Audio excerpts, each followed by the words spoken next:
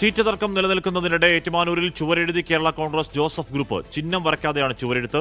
UDF സ്ഥാനാർത്ഥിയെ വിജയിപ്പിക്കുക എന്ന് മാത്രമാണ് ചുവരെഴുത്തിലുള്ളത്. ഏറ്റുമാനൂർ സീറ്റ് ഏറ്റെടുക്കാൻ കോൺഗ്രസ് ശ്രമം തുടരുന്നതിനിടയിലാണ് നീക്കം.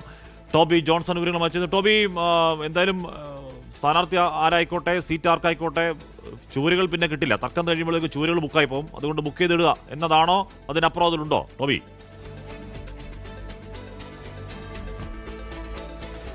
അശ്വി, അങ്ങനെയാണ് കേരള കോൺഗ്രസിന്റെ നേതാക്കൾ പറഞ്ഞത്. അല്പസമയം മുമ്പ് നമ്മളോട് സംസാരിച്ച ആളുകൾ പോലും അങ്ങനെയാണ് പറഞ്ഞത്. അതായത് വൈകിപ്പോയി കഴിഞ്ഞാൽ ഈ ചുവരുകൾ കിട്ടാതെ വരും. പക്ഷേ രസമെന്തെന്ന് വെച്ച് കഴിഞ്ഞാൽ ഇവിടെ ചുവരെഴുതാൻ വേണ്ടി എത്തിയത് കേരള കോൺഗ്രസ്സുകാരാണെന്നുള്ളതാണ്. കഴിഞ്ഞ തവണ അറിയാവുന്ന പോലെ കേരള കോൺഗ്രസ് മത്സരിച്ച സീറ്റാണ്. ഇത്തവണ അത് കോൺഗ്രസ് മത്സരിക്കുമെന്നുള്ള തീരുമാനത്തിലേക്ക് എത്തിയിരുന്നു. അവർ അത് ഏറ്റെടുക്കാൻ വേണ്ടിയുള്ള നീക്കങ്ങൾ നടത്തി. വലിയ ചർച്ചയായതാണ്.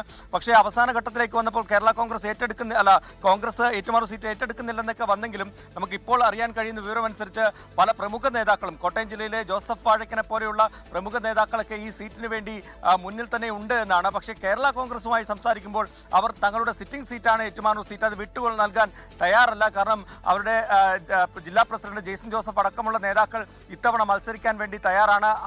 അദ്ദേഹത്തെയാണ് സ്ഥാനാർത്ഥിയായിട്ട് പ്രഥമമായിട്ട് പരിഗണിക്കുന്നത്. അപ്പോൾ അങ്ങനെയുള്ള നീക്കങ്ങൾ നടക്കുന്നുണ്ട്. എന്തായാലും ആ സീറ്റ് തർക്കം ഇപ്പോഴും തുടരുകയാണ്. ബാക്കിയുള്ള ഘടകകക്ഷികളും ഒക്കെ ആയിട്ട് ഏകദേശം ധാരണയായിട്ടുണ്ടെങ്കിലും കേരള കോൺഗ്രസുമായിട്ട് ഇപ്പോഴും ധാരണയായിട്ടില്ല.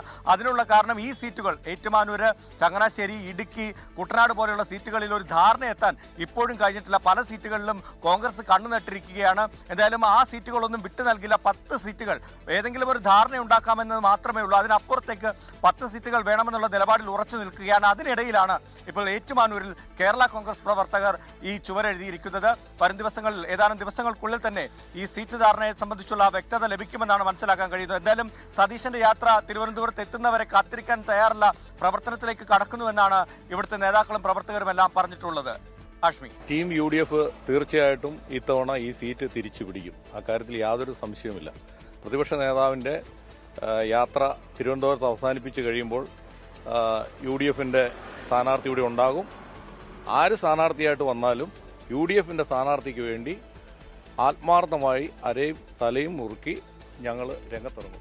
ലോകത്തെവിടെയായാലും ഏത് സമയത്തും 24 വാർത്തകളും ഓഗ്മെന്റഡ് റിയാലിറ്റി പാക്കേജുകളും എക്സ്പ്ലെയിനറുകളും വിശദമായി കാണാൻ ഞങ്ങളുടെ YouTube ചാനൽ നിങ്ങൾക്ക് സബ്സ്ക്രൈബ് ചെയ്യാം.